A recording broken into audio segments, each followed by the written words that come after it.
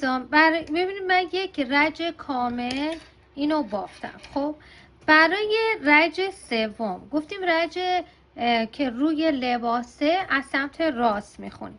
ببینید اینجا رو دقت کنید. برای رج سوم اون دونایی که 5 تاییم که ما بافتیم، ببینید این 5 تایی که بافتیم اینجا باید طوری ببافیم که زیر این سبز 5 تاییمون بیاد که 2 تا این ور 2 تا اون ور. خب یعنی چی؟ یعنی ببینید این سبزه رو میبینید باید زیر این سبزه 5 تایی رو اینجا ببافیم. از اینجا 2 تا این ور 2 تا اون ور، یه دونه این سبزه میشه 5 تا. خب حالا من الان میبافم، منظورم رو بهتون میگم.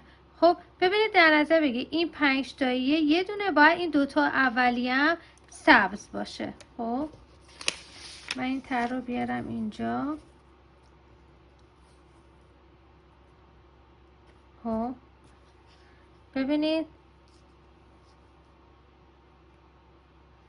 2 تای اول،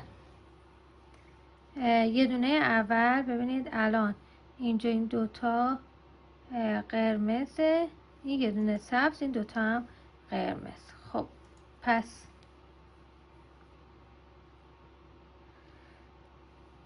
دونه اول رو نمی بافم، دونه دوم رو به زیر. خب دونه سوم باید یه دونه سبز ببافم. خب حالا رسیدیم به این 5 تا. ببینید این 5 تا رو که وسطیش یه دونه سبزه همه باید به قرمز بافته بشه و به زیر. 1 2 3 4 5. خب حالا باز یه دونه سبز. خب درست شد. حالا بازم 5 تا قرمز. 1 ببینید رسیدیم به سرشونه. سرشونه رو باید به رو ببافیم. 2 3 4 5. خب این 5 تا میبینید این سبزه افتاده وسط این 5 تا. باز یه دونه به سبز.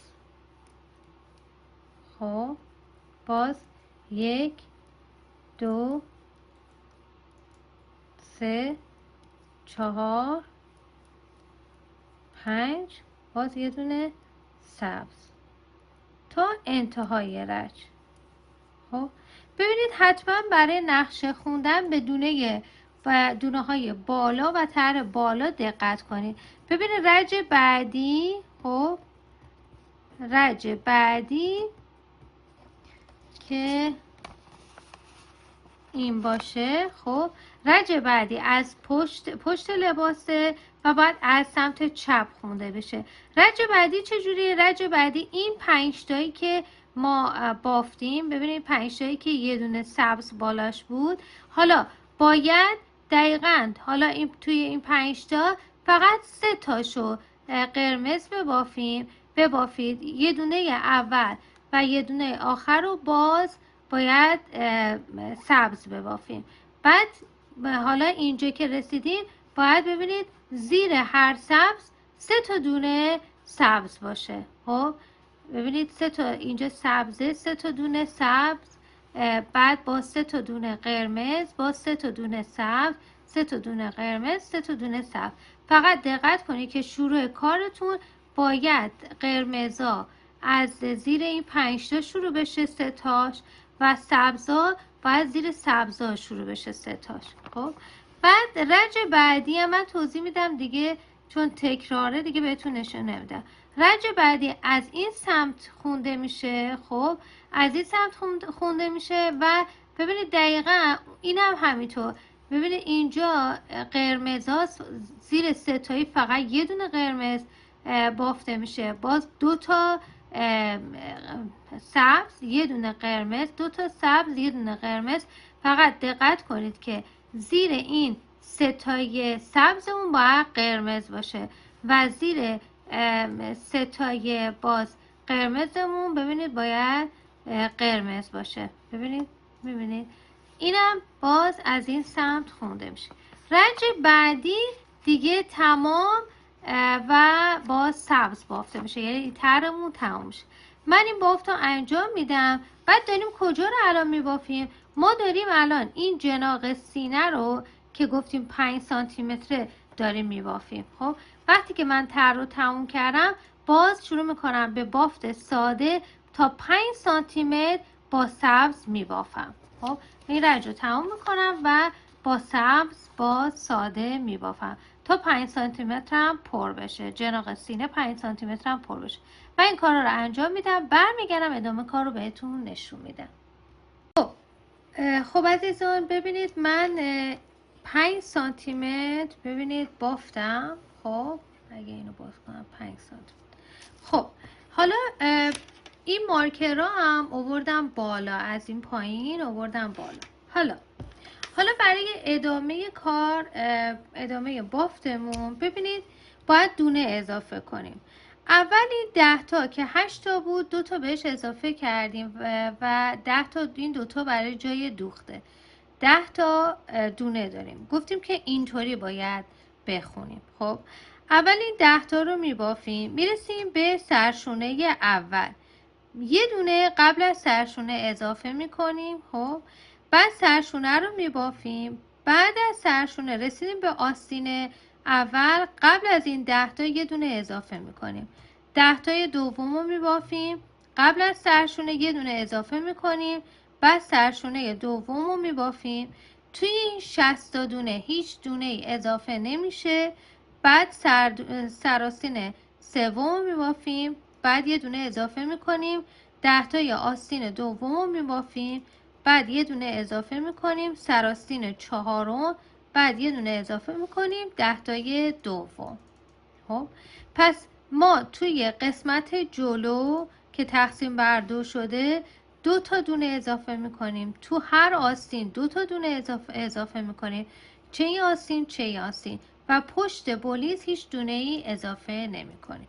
خب الان توی بافت بهتون نشون میدم که به چه شکل باید دونه ها رو اضافه کنیم. خب عزیزان ببینید این 10 تا دونه اول رو من بافتم، رسیدم به سرشونه. خب گفتیم قبل از سرشونه یه دونه اضافه میکنیم. ببینید به این شکل یه دونه اضافه میکنم. بعد سرشونه رو میبافیم، سرشونه به رو بافته میشه به این شکل. بعد از سرشونه باز یه دونه باید اضافه کنیم، یه دونه اضافه میکنم.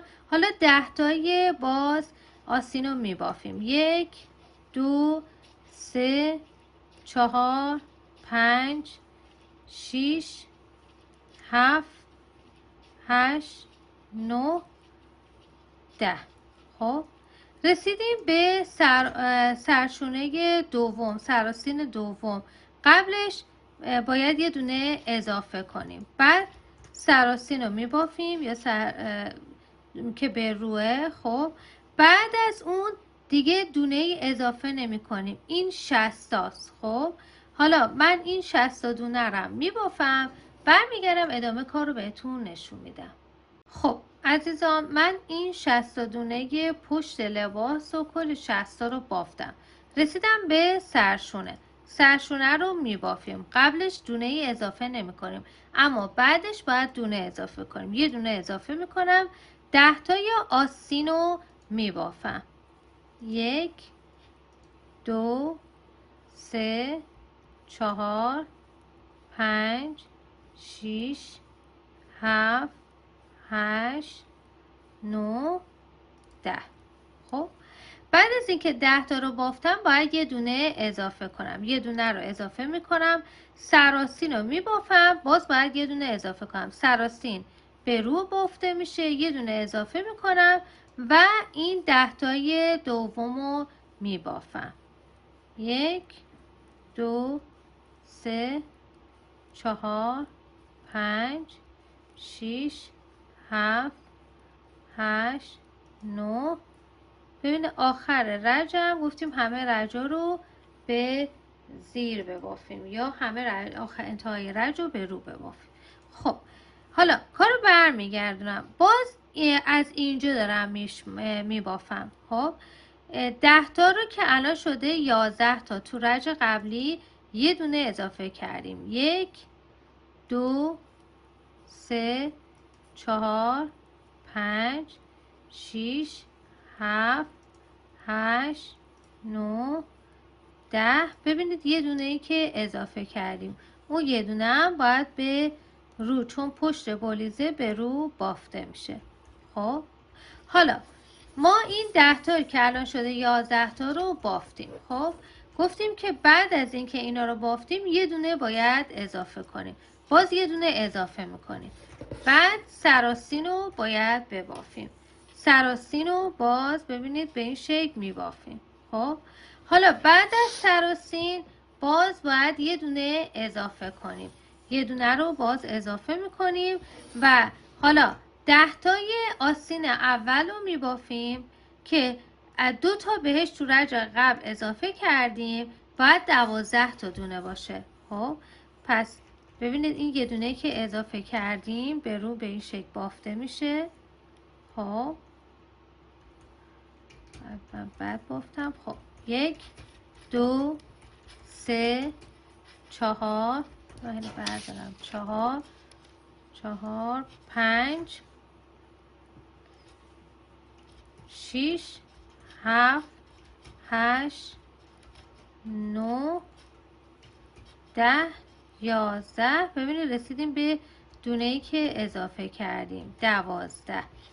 خب الان کجاییم؟ اینجا الان این 10 تا که شده 12 تا، 2 تا دونه تو رجع قبل اضافه کردیم بافتیم. حالا قبل از سرشونه باید یه دونه اضافه کنیم، پس یه دونه اضافه میکنیم، سرشونه رو میبافیم. سرشونه پشت کاره به زیر بافته میشه. خب رسیدیم به این 60 تا. حالا این 60 تا رو میبافیم، باز تکرار میشه، هر جا دونه ای اضافه کردیم دونه های اضافه رو میبافیم و طبق این الگو باز دونه اضافه میکنیم. حالا چقدر باید ببافیم؟ ببینید باید حدوداً 10 رج باید من میبافم. 10 رج اگر کافی بود که ادامه ویدیو رو براتون میگیرم، اگر بیشتر بود میبافم بهتون تو پارت بعدی ویدیوی بعدی بهتون میگم.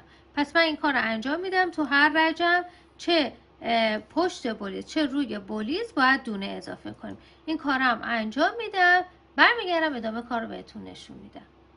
خب عزیزان ببینید من حدوداً که نه دقیقاً 13 تا رج بافتم. خب و توی هر رج طبق گفتهایی که اینجا با هم داشتیم دونه هایی که باید اضافه می کردم اضافه کردم. خب حالا از ابتدای جلوی لباس، یعنی این قسمت 10 تای اول رو بافتم. البته بر من پشت لباس افتاده، همه دونا به روه بافتم تا سرشونه اول. خب بعد یه نخ و سوزن بلند، نخ بلند جلو دستتون باشه و تمام دونای این از این سرشونه تا این سرشونه رو باید روی نخ بندازیم. فقط این که من اینا رو بکشم کنار که اینجا خلوت‌تر بشه. فقط این که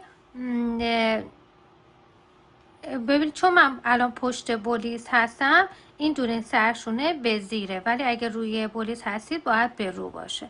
تمام این دونا رو به این شکل من روی نخ میندازم به وسیله سوزن. خب من از این سرشونه تا این سرشونه، یعنی از اینجا تا اینجا رو روی نخ میندازم، برمیگردم ادامه کار رو بهتون نشون میدم. خب عزیزان ببینید من تمام این دونا رو روی نخ انداختم به وسیله سوزن. خب حالا ببینید این الان یه آستینمون از اینجا تا اینجا روی نخ. حالا ادامه بافتمون. خب برای ادامه بافت ما برای حلقه آستینمون باید دونه سر بندازیم. چند تا میتونیم؟ از 2 تا 5 تا میتونید بندازید، ولی من اینجا 1 2 3 تا دونه سر میندازم و شروع میکنم ادامه بافتمون رو انجام دادن. دیگه به این آستینی که روی نخ انداختیم کاری نداریم و شروع میکنم ادامه بافتمو تا کجا؟ تا آستین بعدی. خب پس من میبافم تا آستین بعدی. اینا هم دقیقا همین کار رو میکنم، روی نخ میندازم، بعد 3 تا دونه سر میندازم و ادامه بافت انجام میدم. رج بعدی که این سه تا رو باید ببافیم و براتون ویدیو میگیرم. خب عزیزان ببینید این دوتا آستین رو به این شکل مشخص شد. خب حالا رسیدم به این حلقه آستین، سه تا دونه‌ای که برای حلقه آستین سر انداختیم. همه دونا به روه چون روی بولیزیم. من ولی میخوام این سه تا رو به همه دونا به زیره چون روی بولیز هستیم. من میخوام این سه تا دونه رو به رو ببافم. ببینید و هم یه مدل باشه، همین که میخوام طرح بندازم چون میخوام این 60 تا مشخص باشه، برای همین یه مرزی باشه چون دیگه همه دونا الان با هم بافته میشه. الان بهتون میگم متوجه میشین. خب این سه تا رو ببینید به این شکل برو بافتم. خب باز ادامه بافتمون به زیر بافته میشه. خب به این شکل ببینید چون الان اینطوری همینطوری دیگه دونا هی رفت و برگشت بافته میشه، میخواستم که این 60 دونه این وسط با این کارمون مشخص بشه. خب حالا این برم که همینطور میبافیم هی برای بافتم. حالا ما دو تا اندازه باید دقت کنیم. یکی این که اندازه میخوایم تر رو اینجا بندازیم از گردن. خب حدوداً آره دیگه حدوداً 15 سانتی متر ببافم از گردن. دقت کنید از گردن 15 سانتی متر ببافم. میخوام تر رو شروع کنم ببافتم. خب اندازه بعدی اندازه این از حلقه آستین تا زیر شکم. از حلقه آستین یعنی چی؟ یعنی دقیقاً از اینجایی که ما این سه تا دونه رو بافتیم باید دقت کنیم که 11 سانتی متر بافتیم باید جلو از پشت جدا بشه. دونه جلو از پشت جدا بشه. پس من اینو میبافم این 15 سانتی متر رو، ولی دقتم میکنم که به اینجا رسیدمم حواسم باشه که باید جدا کنم. حالا من هر کدوم زودتر رسید که براتون ویدیو میگیرم. خب عزیزان ببینید من از این حلقه گردن از یقه، خب از یقه بذار اینجا که بافتم اندازه بزنیم حدوداً 13 سانتی متر. ببینید 13 سانتی متر بافتم، 15 سانتی متر نبافتم. چرا؟ چون این تر ما خب از ابتداش تا انتهاش اگه بخوام اینطوری بذارم خیلی بلندتر میشه. 48 تا دونه است. من عمدن انقدر فاصله گذاشتم چون قلاده که برای پت من استفاده میکنم برای تد قلاده کتفیه و این قسمت بالا رو کلا میپوشونه. شما میتونید بالاتر هم بذارید برای مثلا تو خونه یا قلاده گردنی مناسبه. خب حالا ببینید این تر ما، من برگه خودمون رو پیدا کنم. خب این تر ما 36 تا دونه است. یعنی از این قسمت ببینید از اینجا خب تا این قسمت 36 تا دونه است. بلندیش هم از این قسمت تا دم دستا یعنی از شاخ تا دم دستش 48 تا دونه است. خب ما باید توی این 60 تا این 36 تا رو بذاریم. میمونه چقدر؟ 24 تا. 24 رو تقسیم بر 2 میکنیم میشه 12 تا. خب پس 12 تا این ور، خب 36 تا وسط، 12 تا این ور. طرف وسط میخوره توی این 60 تای پشت لباس. توی این 60 تای پشت لباس. خب حالا پس چی شد؟ اینو 24 تا میمونه از 60 تا تقسیم کردیم 12 تا این ور، بعد تر رو که 36 تا دونه است میذاریم، بعد 12 تا این ور. یعنی چی؟ ببینید نگاه کنید من تقسیم کردم این 36 تاست. خب 12 تا این ور، 12 تا این ور. از کجا؟ از این قسمت هایی که به رو بافتیم زیر حلقه آستین، این سه تای زیر حلقه آستین. خب حالا میریم برای نقشه خونی و بافتمون که بسیار شیرینه طرح انداختم.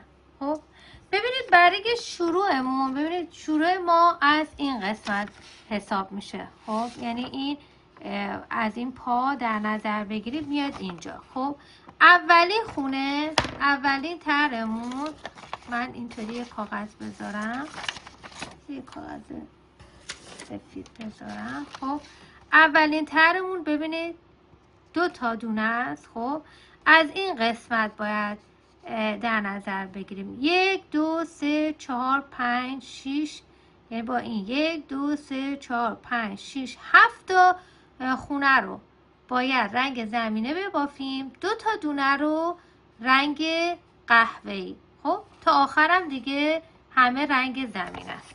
پس میایم موقع باف میایم الان 7 تا دونه میبافم، 7 تا دونه رنگ زمینه. 1 2 3 4 5 6 7. خب رنگی که باید ببافیم رنگ قهوه‌ای، رنگ شاخه. خب سر این کجاست؟ اینجا. 2 تا دونه باید رنگ قهوه‌ای ببافم. دونه اولو که بافتم به سبزمون گره میزنم.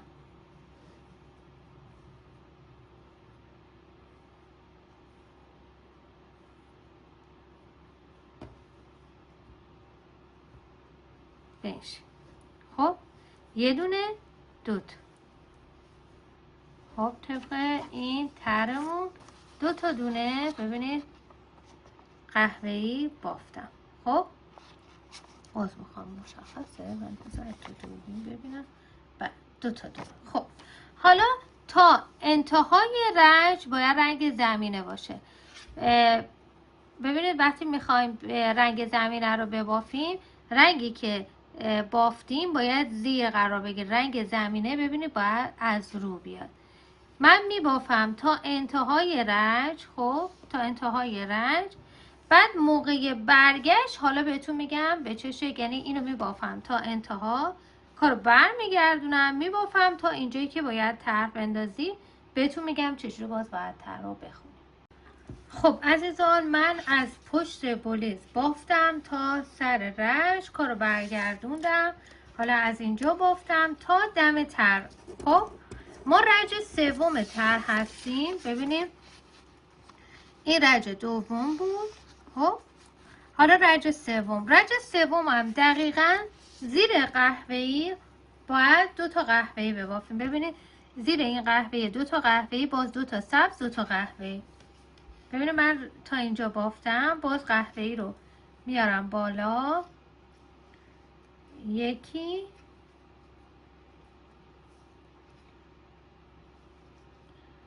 2 تا. 2 تا که قهوه‌ای بافتم باید 2 تا سبز ببافم رنگ زمینه. 1 2. باز 2 تا قهوه‌ای. قهوه‌ای رو از زیر میارم، هی با این شستم من با اینا بازی میکنم که مشکلی پیش نیاد. ببین باز 2 تا قهوه‌ای تا انتهای رنج. همینطوری رنجا رو میخونیم دیگه. تکراره من ویدیو نمیگیرم تا اینجا که بهتون نشون بدم رنگ جدیدی اضافه میشه به چه شکله. دقت کنید توی این قسمتم خب شما باید 11 سانتی متر از حلقه آستین 11 سانتی متر بافتید باید جلو جدا بشه. حالا بهتون میگم. پس من توی این نقشه خونی این کارا رو انجام میدم تا جایی که این قرمز میخواد اضافه بشه. این طرح هم حتما توی اینستاگرام براتون میذارم که بتونید ازش استفاده کنید. همین قسمت حاشیه رو خب براتون میذارم که توی اینستاگرام استفاده کنید.